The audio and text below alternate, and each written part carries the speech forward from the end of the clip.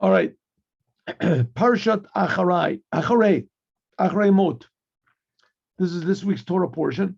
And it's true, we're not going to read this in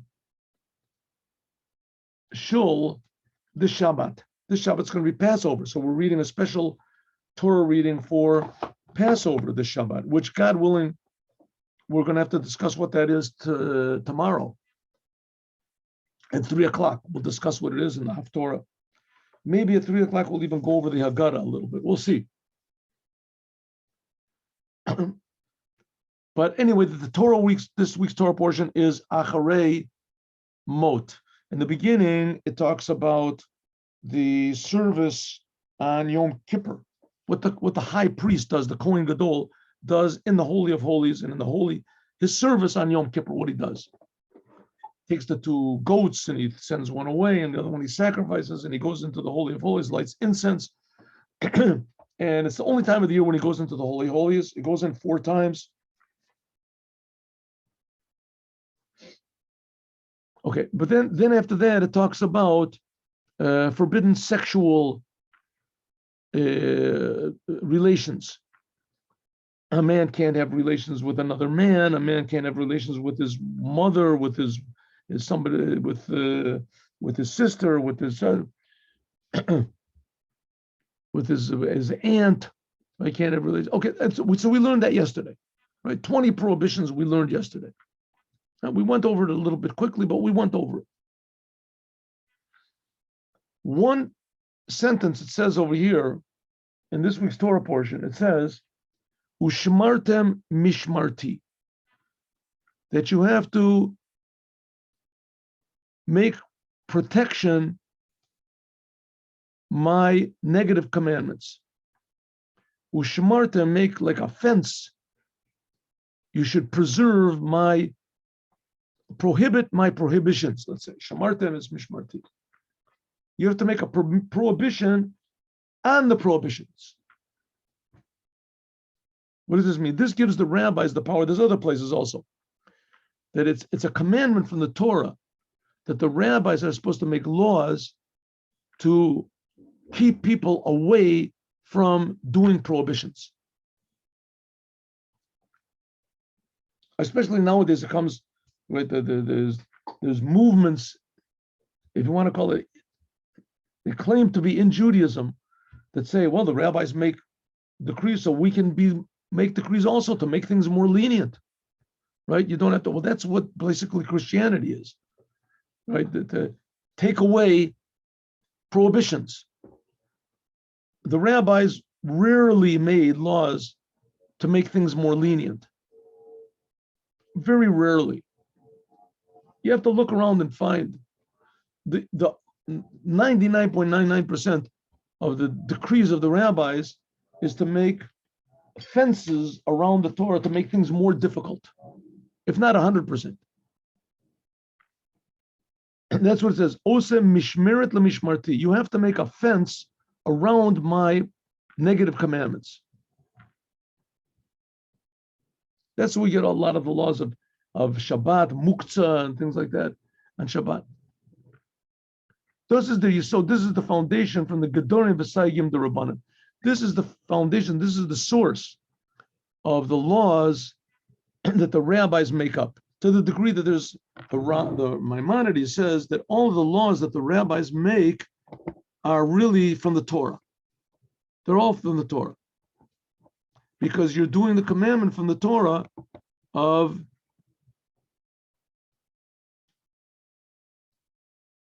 listening to the rabbis. The rabbis also made other things like lighting Shabbos candles, right? And to how to do things positively. There are certain, but here we're talking about the laws of the prohibitions that the rabbis added to the Torah in order to keep us away from Torah prohibitions. Also, the Gedorim V'Saygim was yeder. Also, this also includes the boundaries and the restrictions that every Jew is obligated to magdir zayin zich himself, afilu b'dvarim hamutarim, even permissible things. in order nit sukumen, in order not to come chas v'shalom to an isser, to do something forbidden, to look at bad things, to listen to bad things, and to look at things that are provocative, to speak in a provocative way. Technically, there's nothing in the Torah that's wrong to speak, to look, but it brings a person to actually follow, right, to think bad thoughts, negative thoughts, the lustful thoughts, and then to actually do them. V'yeshtei, like it says in Sifrei Musa, like it says in the books of Musar. Musar is a different sort of attitude toward Judaism than Hasidut. A bit, it takes it's the same attitude in a way, but it takes a different side of it, more strict to be with yourself. Musar is more like to keep away from bad. As men darf sich abhitten in mea sharim from heter, that you have to forbid on yourself 100 permissible things, b'chadei nitzu kumen zu ein shar from iser, to come to do one thing of that's forbidden. You have to forbid on yourself 100 permissible things in order not to come to actually do a prohibition. And this is something like, I mean, there's people that have weaknesses, right? There's people that have weaknesses. A lot of times those people, they don't even know it, but they can easily become addicts, addicted, right? There's people that they could be a place where everybody is drinking. It makes no problem to them. Drinking, that's stupid, right? The place where there's violence, that makes no difference. The card games, stupid. Gambling. All of a sudden, somebody takes them to video games. Oh, video games. He can't stop. Hey, come on, Joe, we're going to another place. You go on without me. That's it. They come back a day later. There he is. He's stuck in the video games. He didn't know it. He was addicted to video games. He didn't know it. He can't pull himself away. He can't. Buy me a sandwich, right? The store is closing. I'll buy a video game from my house. What do they call these things? Something. PlayStation. Oh, and they play he's addicted. He didn't know he was addicted. Now all of a sudden he realized, what does he have to do in order to get away from it? Somebody has to break his PlayStation, and then he has to be careful not even to look at his PlayStation, not to go anywhere. The same thing with people that are the addicted to liquor, right? People can go into the room. There's more people. They can take a drink once in a while. It's no big deal. They can sit in a Fabring and drink all night and never take another drink the rest of their life. It doesn't bother them. Other people, they take one little drop and that's it. They're finished. What does a person like this have to do? He has to keep away from anything that's vaguely similar. He can't go to parties where people are drinking. If there's a street where there's bars on, he has to take a detour so he doesn't go down those streets. He has to keep away from, he has to avoid 100 permissible things in order to not get involved in one forbidden thing. Well, that's what it is in the Torah. The Torah the Torah prohibits the Torah prohibits things which are totally natural, which are totally right, nothing wrong with them. What could possibly be wrong with driving your car on Shabbat? I mean, you can drive your car every day. What's wrong with driving your car on Shabbat? Right? Nothing. So, but it's forbidden. So how do I keep myself from driving my car on Shabbat? So you make all sorts of things to remind you, today is Shabbat, today is God's day, you're a Jew, don't do it, right? So all the time, there's things that remind you, there's muktzah on Shabbat, right? You're always reminding them the Eruv is down, things to remind you always that what's forbidden. Okay, so this is a very essential thing about Judaism. If you remember, we learned in the Sikha of the Rebbe about why in Chabad we start with the 4 questions. We start with the thing of dipping, which dipping is just a total custom. Why do we start the 4 questions? Why do we eat tonight matzah? Right? All the other nights we eat chametz. It says because dipping is just a custom, and customs are very powerful. They're a very, very essential thing in Judaism, because it's, so to speak, what you do with your free time. You're free. You can do what you want. No, I want to do a custom. I'm going to dress in this way. To remind yourself all the time that you're serving God. Well, it's the same thing with the prohibitions. The prohibitions are things that lure a person.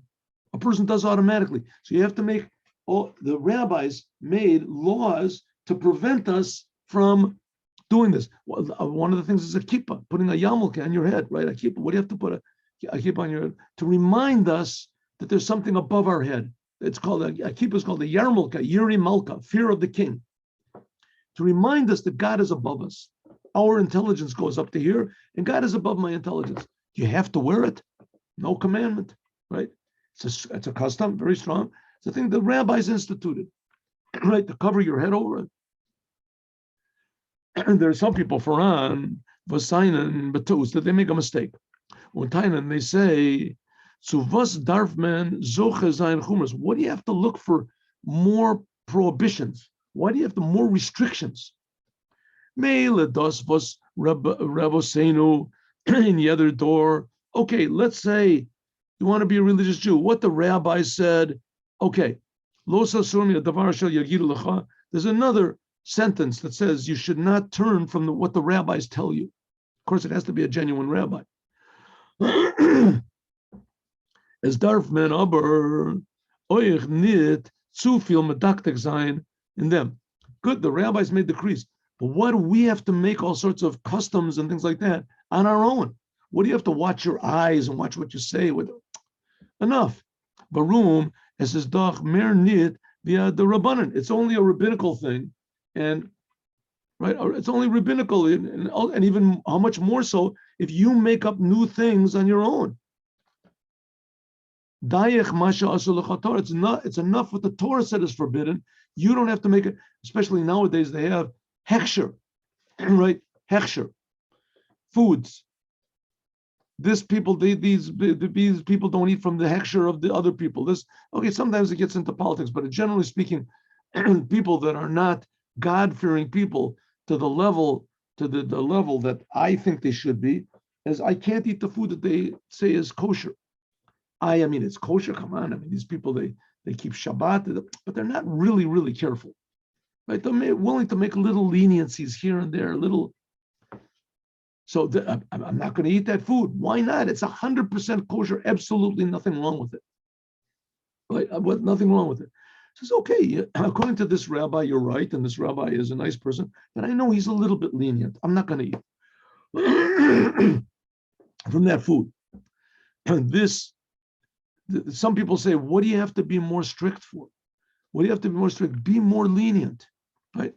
Be more lenient. Where does it say you have to cover?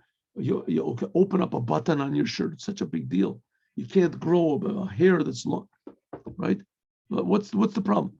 They bring proof from what it says in the Gemara Yerushalmi, as a mensch was darfen abgiven the din recheshbon of jede Zach was gesehen und nicht gegessen.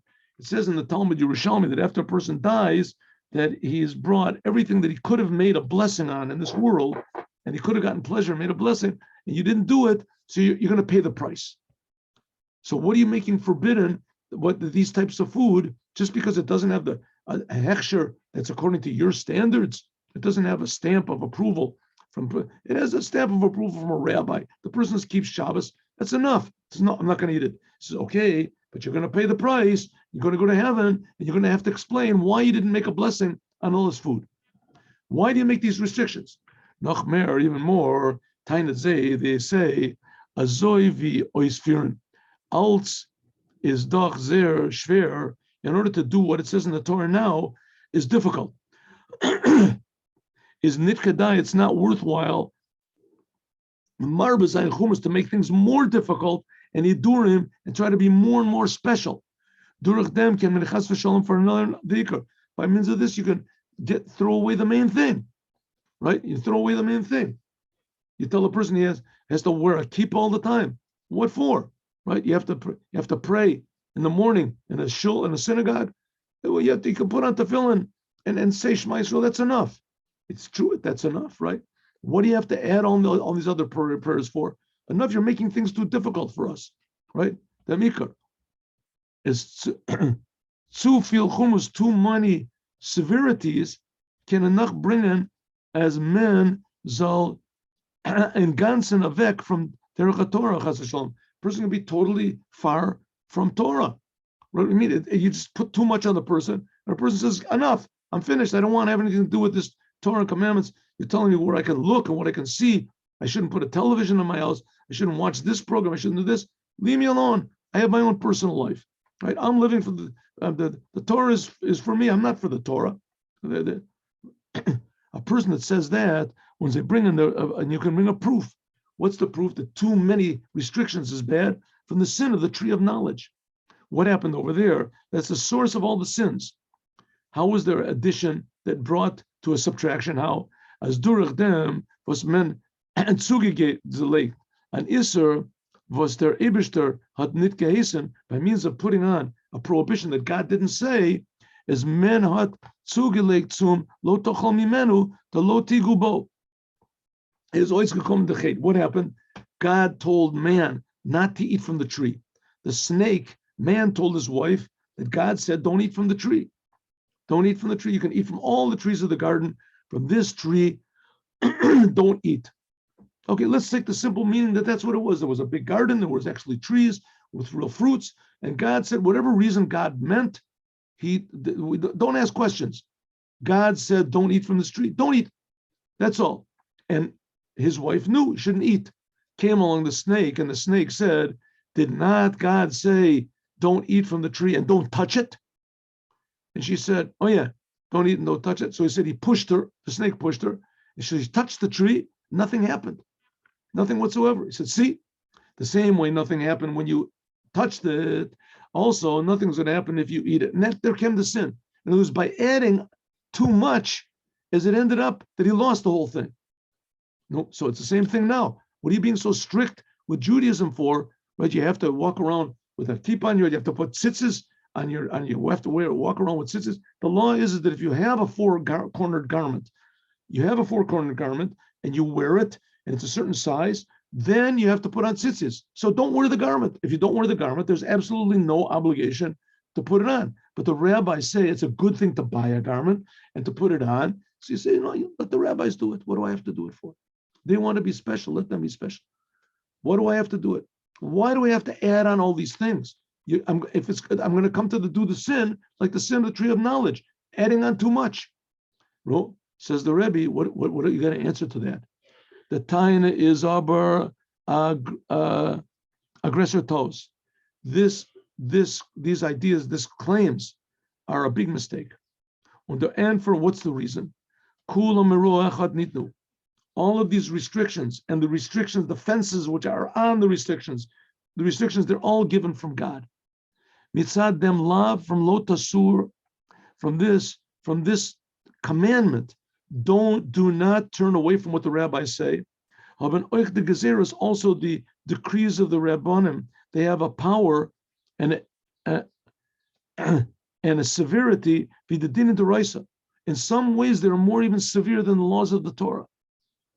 When the chiluki dinim and all these different laws from the Torah and from the rabbis, zena mitzad, they come from the fact was azoi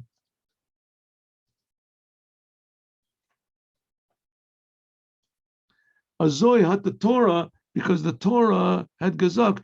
The Torah said, as in the Raisa, that a Torah law, zol zayin sfeika l'chumra.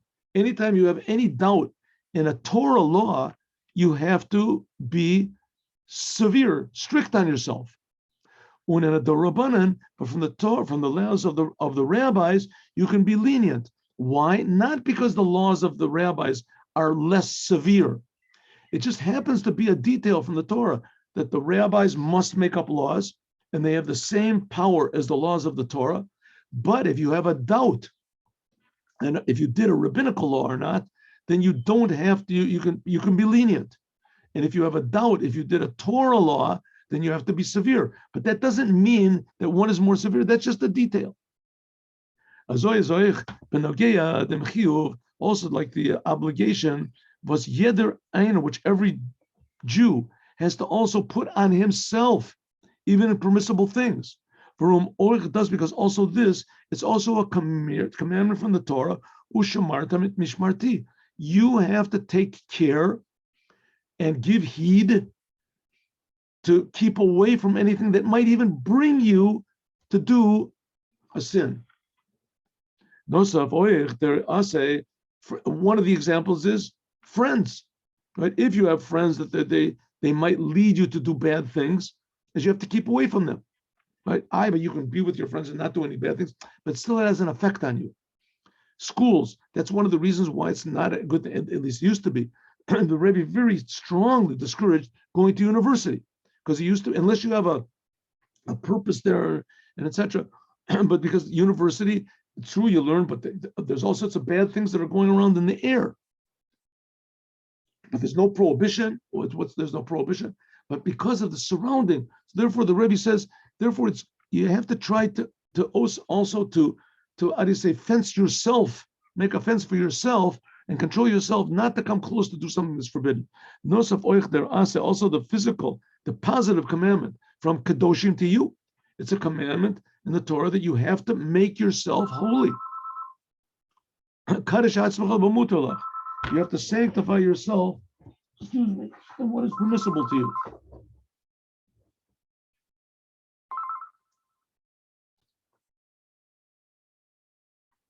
Also, there's a positive commandment that you have to sanctify yourself in everything you do, the way you eat, the way you sleep, the way you walk, the way you talk. You have to make yourself even holy, even in the permissible things, how you dress, the jokes that you make, etc. Und das was they bring in a raya, that which the people bring, this proof that from the tree of the tree of good and evil, that because Eve added on Chava, she added on a prohibition, therefore she came to a sin, that's no answer. Why? Because the first man, when he was in heaven, in Gan Eden, it says it was heaven on earth, Gan Eden, he was a Merkava Elikus, he was pure godliness. When he was in the world, he was a pure vehicle for God. He had no connection to doing anything bad. What's the proof? Varum Gan Eden, it couldn't bear any bad in it. Therefore, as soon as man did the sin, he got evicted. Man was just a vehicle for godliness, a merkava, what says. Everything that he did had to be exactly according to what the driver wants. Who is the driver? God. In heaven, he didn't have to have any fences. He didn't have to fence himself in. In heaven, he was perfect. Therefore, when something totally unnecessary happened, varum, as is git nit kein chashash, menzel nichshal, and there was no worry. Adarabah, nit nor was the gedorim v'saygim seinen ibrik, nor ze seinen noch a chisron. It's an extra, something extra. What's he saying? Man, the way he was in heaven, every single motion that he made, every word that he said, every thought that he had was exactly the way that God wanted. Anything that's outside of exactly what God wanted, exactly what God, to make a protection for what God wanted, it was unnecessary. It was an unnecessary thing to do. And therefore, there was no reason for him to have any protection over there. No reason to have a protection. There was no danger of anything wrong going on. What was the danger? And the snake knew it, to add unnecessary things. That was in heaven where everything was perfect, but we're not perfect. Barum Demvos is Merkava, a person that is a perfect vessel for God. Unkalas Yosef, and everything that he does is only holy. So B'Shaser Tut and Inyan, when he does something which is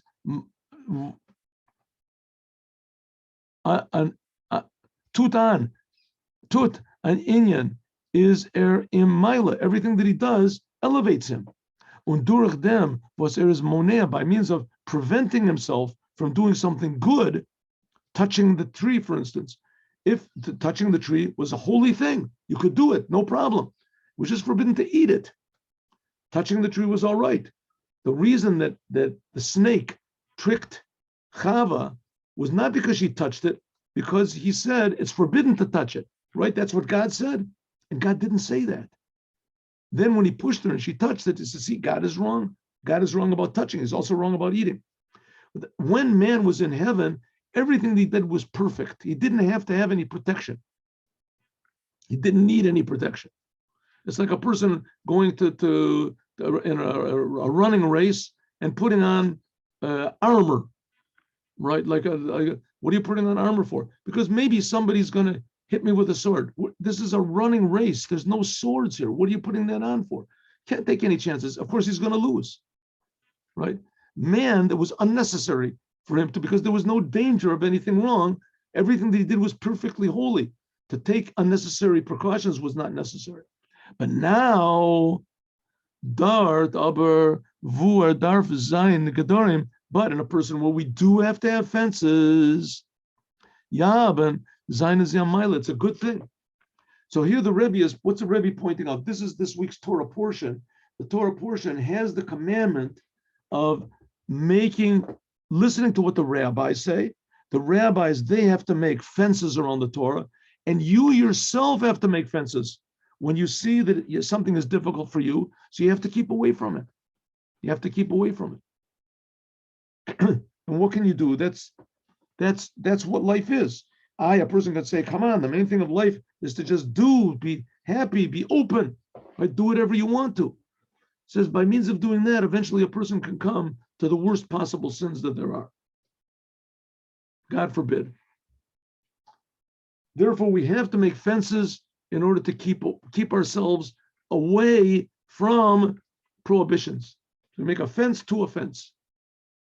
And in a way, that's what really protects and preserves Judaism, the essence of Judaism. And as soon as people take away these fences and difficulties, that's where, like I said, that's where Christianity came from, right? Well, the rabbis are bad, the rabbis are unnecessary, the rabbis are your enemies, the rabbis, the Pharisees, the this and that. That's destroys the world by taking away these severities that protect us from going against what God wants. Okay, here we go. Now we're going to do the Yom Yom. No.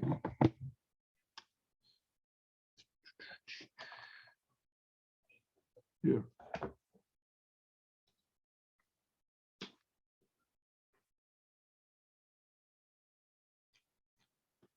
On the subject of advertising the importance of family purity in your community. Okay, one of the when a new community moves into a place, the first thing that should be built there is a mikveh. Building a mikveh is more important than building a synagogue. That's the law. So if you're in a place where the observance of building, now what is a mikveh? A married woman, before she has relations with her husband, as first of all, she has to be free of any menstruation, and those are laws which are, but after she's free of any menstruation, she has to go to the mikveh. That's called laws of family purity. Laws of family purity. Keeping all these days, restricting any sexual relations with her husband all the time, she's what's called impure. And after she becomes pure, she has to go to the mikveh. After she's free of blood, then she has to go to the mikveh. The laws are a little bit complicated, but they're easily they're either easily applied to every person. Accessible. Oh, that's the word I want. So, but you want to advertise this, so a person could say, listen, what do I go into people's personal lives for? This is, So he said, imagine that God were to give you the opportunity to save a Jewish community from extinction. You would certainly be willing to risk your life for this, and you would thank and praise God for his great kindness in offering you the opportunity for such an enormous merit. The same holds true even to a greater degree with regard to making a campaign for Taharat Mishpacha. There should be mikva'ot and teaching women the laws of family purity. This is an endeavor which literally saves lives. The children that are they're born with a completely different attitude toward Judaism, toward life in general. As we'll talk about more, God willing, tomorrow. Have a good day with Moshiach. Now, 3:00, we're learning the Chumash with interpretation, commentary. Be with us, 3:00, Shalom Uvracha. Have a good day with Moshiach now.